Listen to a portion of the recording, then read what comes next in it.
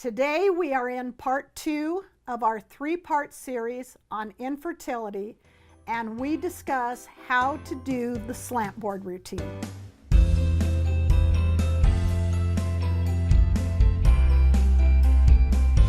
You don't need to be afraid. You can handle this, and here's how you do it. The Ask Dr. Mom Show. Welcome to the Ask Dr. Mom Show, episode 19. Today we are doing the second part of our 3-part series on infertility. And before I get into the steps for today, I want to make a quick comment about some of the things we discussed in our first part, yes. Alicia made a very valid and important point to me. And so I just want to throw out there that although I was laying out some pretty strict guidelines for diet, this is a journey. And the more we go down that path, the more we learn, the more proficient we get at it, and the better we get at it. So if you're out at lunch with some of your best friends and you decide that you want to have a tuna melt and fries, then you enjoy that tuna melt. It is nothing to feel guilty about. It doesn't mean that, oh my gosh, I just ruined my chances for ever having a child. I'm already a horrible mother. I really appreciate you pointing this out because women are the worst. Self-critics. Self-critics. Yeah. That is absolutely true, and I have always been my worst enemy. So I just want to throw out there that we have set a goal. We're on a journey toward that goal. And to take baby steps towards that goal. It doesn't have to be all or nothing, black or white. Yeah, we're going to take these baby steps. We're going to learn. We're going to grow. We're going to get better. And it is not absolutely essential that you follow these strict guidelines every minute, every day of your life to achieve your pregnancy. We're going to get there. Okay, in part 2, if you have followed the steps that we outlined in part 1, and you've done that for 3 or 4 cycles, and you have not achieved a pregnancy yet, then typically we move in to this step 2. Okay. Now, step 2 requires that you have a few things on hand. We use the Dr. Christopher's VB formula. This stands for vaginal bolus, and it comes in a powdered form. We will need cocoa butter, and we will need cut yellow dock herb in order to do this step. The fourth thing that we need is a slant board.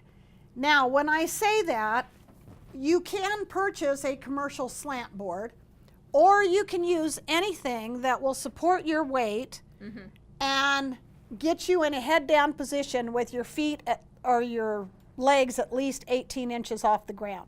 Okay. Typically what I have used is folded bath towels because whenever you are in the slant board position and you're going to be douching, which we will get into in a few minutes, it's messy. So typically I take 4 or 5 folded bath towels and I put them right in the bathtub. Okay. And then I get into the bathtub, put my hips up on those folded bath towels, which puts me in the head down position. And as we move forward and we douche, we're already in the tub, and you know, your towels might get wet, but you throw those in the washing machine, rinse out your tub, and you're done. Right. That's how I do it. It's easy, it's inexpensive, and you don't have to buy the commercial slant board. Yeah.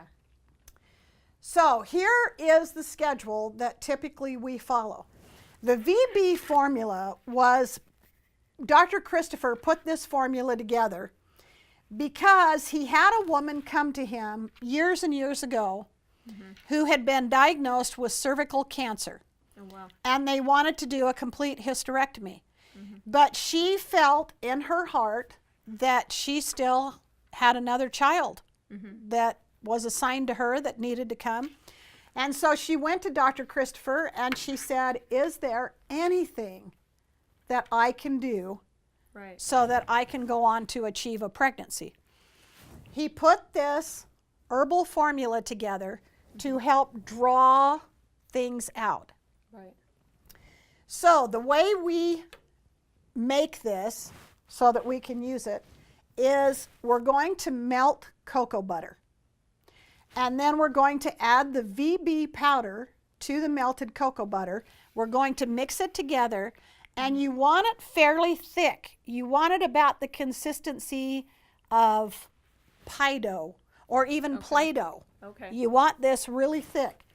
So that's how much ratio you put in of cocoa butter to the powder. You're just going to add it in there until it's thick like dough. Right, until you have this thick consistency. Then I take an ice cube tray and take the dough and pack it into the cubicles in the ice cube tray. All the way to the top? Yes. Okay.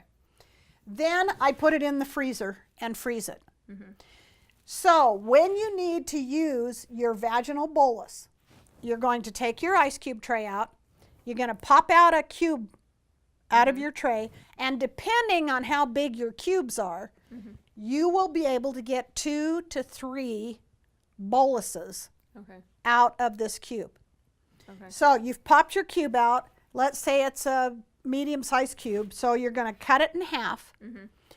When you pick up half of this cube, the cocoa butter will melt at body temperature. Right. So as soon as you pick this up and start working with it, it's going to start melting. It's going to get soft and start to melt. So you want to shape this like a tampon. Okay. Then Monday morning, you are going to insert 2 to 3 of these boluses vaginally.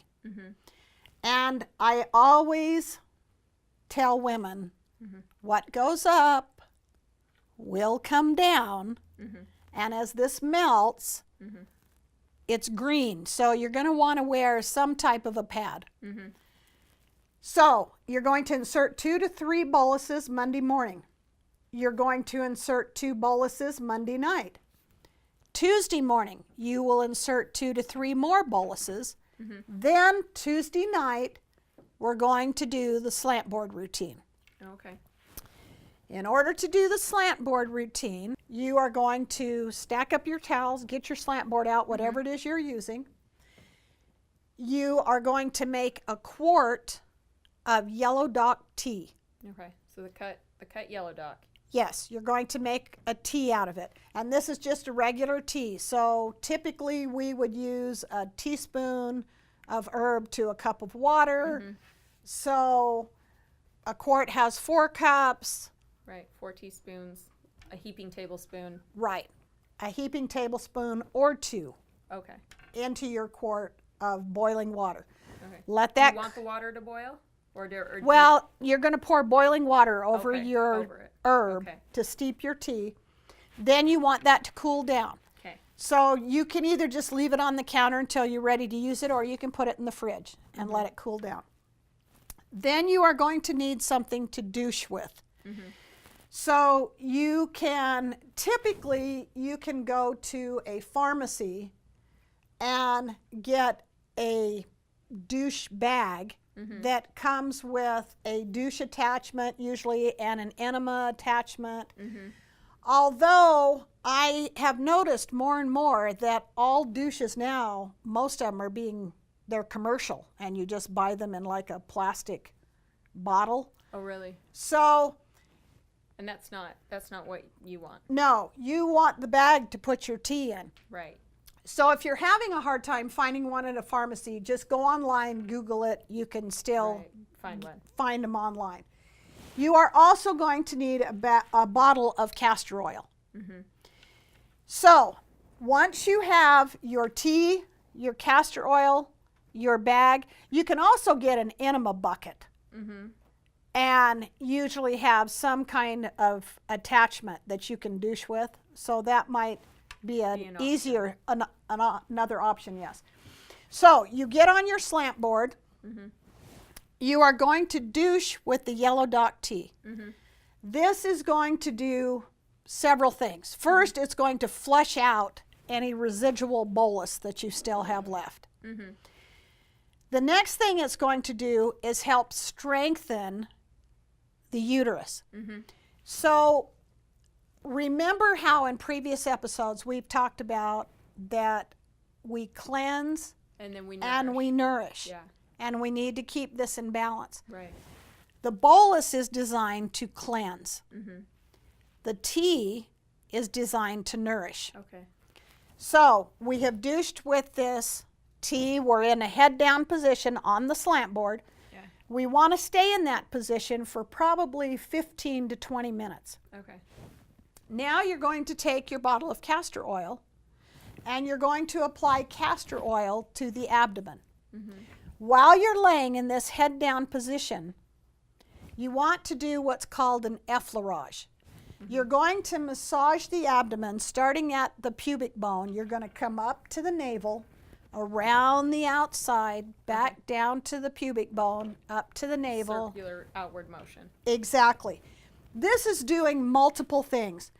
First off, if you have adhesions, scar tissue, endometriosis, if you have things that are going on abdominally, the massage and the castor oil is going to help break up those things and help to flush them out. The other thing that's happening is by pulling upwards, remember we're in a head down position, so we've got gravity going toward our head. As we're pulling up, as we age, the bladder, the uterus, you know, gravity starts to take over and everything kind of starts to fall. Right. In this head down position, doing this massage with the castor oil, we're pulling everything back up where it belongs, and we're reminding the muscles of what they're supposed to do and how they're supposed to hold everything in position. The third thing we're doing is we're helping to pull that yellow dock up into the uterus to help nourish it and strengthen it. So the schedule we're going to follow is Monday morning bolus, Monday evening bolus, Tuesday morning bolus, Tuesday evening slant board routine. Wednesday morning bolus, Wednesday evening bolus, Thursday morning bolus, Thursday night slant board routine. Friday morning bolus, Friday evening bolus, Saturday morning bolus, Saturday evening, we're doing the slant board again. Sunday, we rest from our labors. And then we start the routine over again Monday. We're going to do this for a full cycle. So basically, we're going to do this for 4 weeks.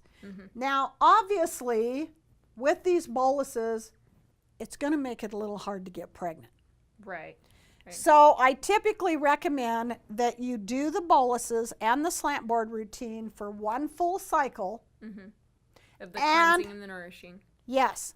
And while we are doing this, we are still continuing the diet, the charting, and the herbal supplements. So we're going to do this slant board routine for 1 cycle. Then you're going to take off a cycle. Okay. If a pregnancy results, then you've accomplished your goal. Yeah. And we stop there. However, if it doesn't, then do 1 more cycle of the boluses and then 1 off. So now we're talking 4 months again. 1 on, 1 off, 1 on, 1 off. The majority of people I have worked with will achieve a pregnancy with just doing the part 1 steps. Right. Those that don't, after they have done this step, there is very few that have not accomplished a pregnancy by the end of this cycle.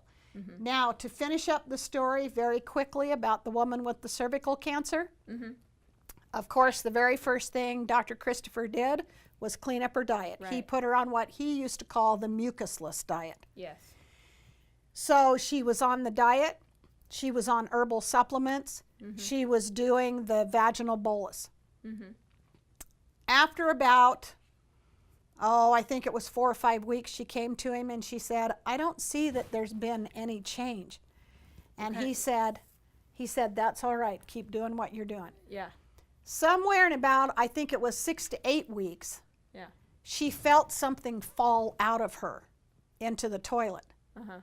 And when she looked into the toilet and saw what it was, she yelled for her husband, who came in. They got a jar, Uh-huh. scooped this up. It kind of resembled a spider. Uh-huh.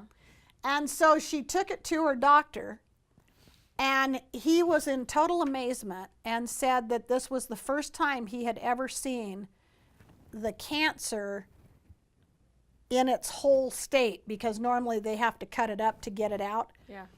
But he said they call it a spider cancer, Oh, wow. and it had literally detached and fallen out because It couldn't survive. it couldn't. It didn't have anything to live on. Yeah. And so it fell out. She went on to have a couple of more children Oh, wow. and was completely cancer-free. So this step we use to just help draw out anything that might be interfering with becoming pregnant. So this step is literally cleansing and nourishing. We are out of time for today. This has been part 2 of our infertility series. For those who have not achieved a pregnancy after following the steps in part 1 and now step 2, we will go on to the final step in part 3 next week. So thank you for joining us. This has been the Ask Dr. Mom Show. I'm Sandra Ellis, here with Alicia Decker.